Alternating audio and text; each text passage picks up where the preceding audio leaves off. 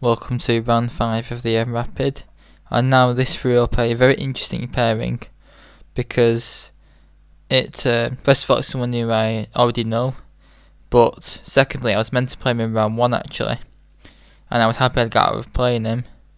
The only thing that was bad about this is that I was meant to get black against him in the original one, and at least I got white this time. But this is a very awful pairing this, because his feed is actually only about 2080. But his ECF is about 200, well 195 rapid and 200 long play. But the worst thing is that fast time controls is about Grandmaster strength. Well, okay, maybe that's a little exaggerating, but he has beats Grandmasters all the time, and in Blitz and Bullet. So not a very nice pairing, and certainly not a game I was looking forward to. I decided to open with D4 because he's very aggressive and very strong tactically, so I thought at least if I play something pretty dull, then it might be a decent game. Remember, he played G6, C4, Bxe2, knight C3, and he played E6. So already he's played a very dodgy move, but because it's weakening dark squares around the king side. And this is some kind of like bullet system. This, whereas you're going to see is the whole plan seems to be to get a knight to F5. I continued naturally. I played E4, knight came to E7, bishop E3, castles, bishop E2, D5, and I played D5. Now this is a bit that confused me because I wasn't sure what you do in this position. I looked at pushing, but I knew the plan was probably to get knight to F5. I think the move I played was bad actually. I think I just need to develop with knight F3. I know that he probably take, knight takes, and then knight into F5. But this is fine because he's got 3 pieces attacking it, but I've also got 3 defending it, and I can just cast over a decent position.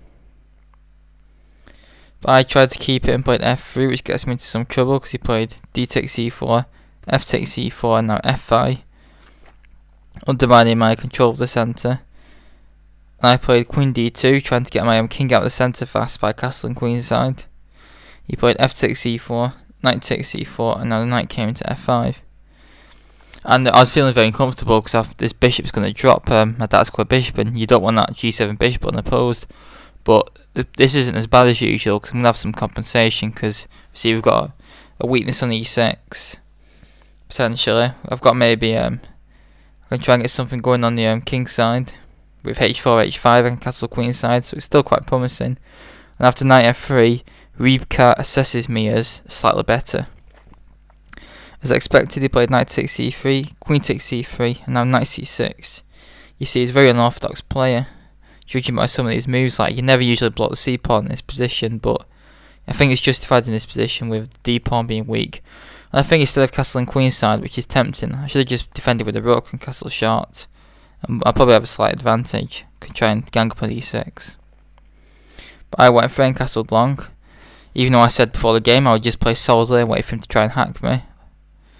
Because now I thought my king's in a little danger now. But he played Queen E7, trying to get the queen out to B4. I played H4 because in opposite sides castling positions you need the initiative and to try and attack, and of course the standard plan is to play H5, rip open the H file. The only problem is that I'm just going to be very hard to checkmate black with that bishop there. And even if I did manage to get rid of it for some reason, the king can always escape via F7 to E8. Not good. He played E5, fighting back in the centre, and gets a knight into D4 because my best move is D5, and then knight comes in. And this knight is actually very annoying. I played H5, and I actually made him think actually, which was surprising on this move, because there's a few possibilities. Well, actually not yet. He played Bishop G4. I think after H6, G6, that's when he had a think. Because of course there is an interesting idea of playing H6 or H5 is he looked at. The point is that to sacrifice that pawn to keep the king side fully shut and then try and murder me in the centre or queen side. But it's actually pretty bad. After Ace King B1, getting away of any danger, it's actually quite hard for black to do anything, and maybe the extra pawn will count in the end. So he played the best move, I think, just to take back. because like I said, it's going to be hard to checkmate black when can't get rid of that bishop on g7. If I started that square bishop on the board, white would be doing very well in this position. But either way, white's fine. But now I was struggling for a move because this f3 is now I'm at a lot of attack, and getting that knight is not the best idea. But it seems that the calm king b1 is the best in this position. Just getting the king out of any potential checks on diagonals. And now the plan is probably to play rook f4. The idea is to double up rooks on the f file, which is open, because we know rooks like to double on open files. But actually, I can play in this position rook takes d4, and after rook takes f3, g takes f3, e takes d4, queen to b3, bishop f5, and now something like, can I get away with queen takes b7? Probably not, because it's going with check my knight. But maybe I just defend it with the bishop, and white is fine. Instead I played knight takes d4, which is a very bad move. And after e takes d4, I had a massive I did my first major blunder at the British at completely the wrong time. Oh, this blunder's horrific, this. I thought I had a nice tactic in this position, but I completely missed an in-between move. Because what my P of a brain calculated was, I was looking ways to get rid of the g7 bishop. So my P of a brain calculated, if I play rook takes d4, if it takes back with the bishop, I play queen takes d4, threatening mate on h8, and then takes bishop next move. I mean, I think I might have been in a bit of trouble anyway. I think the best move is to play queen d3 and unpin. And he plays bishop takes c2, queen takes c2, rook a8. I've got to play the rook here, and then swings the rook into f4. Nice to go here, and then we go queen g5, and it's not nice at all. Because of course, very nice move this, because of course if queen takes e8 check, which is actually the only reasonable move, we go back to f8 with check. And after the rook blocks, I get 2 rooks for the queen, but this is actually almost winning for black, because due to all the pressure on my queen side.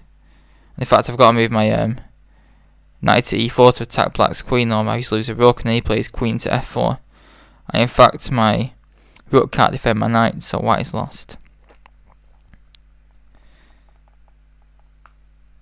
So I was in trouble anyway. So knight takes d4 is the real mistake, but I played rook takes d4, thinking I've got this brilliant tactic that the GM at tactics missed. But sadly, the GM killer plays bishop takes e2, and I'm like, whoops! I've just lost a piece. Not good. And there's no counterplay either. So after a few minutes thought I threw in the towel, and I was very disappointed at this game because I thought I had a good position out of the opening. I was going, of course, to give him a good game, but nope, I had to blunder as usual. And now there is no chance of playing the GM, and because this rapid is so strong, I'll still get like a really strong player in round 6, but not a GM. Because now Hebden sadly on 4 out of 5. Ah well. Hope you enjoyed this video, and please leave in the comments and thoughts. Thanks very much.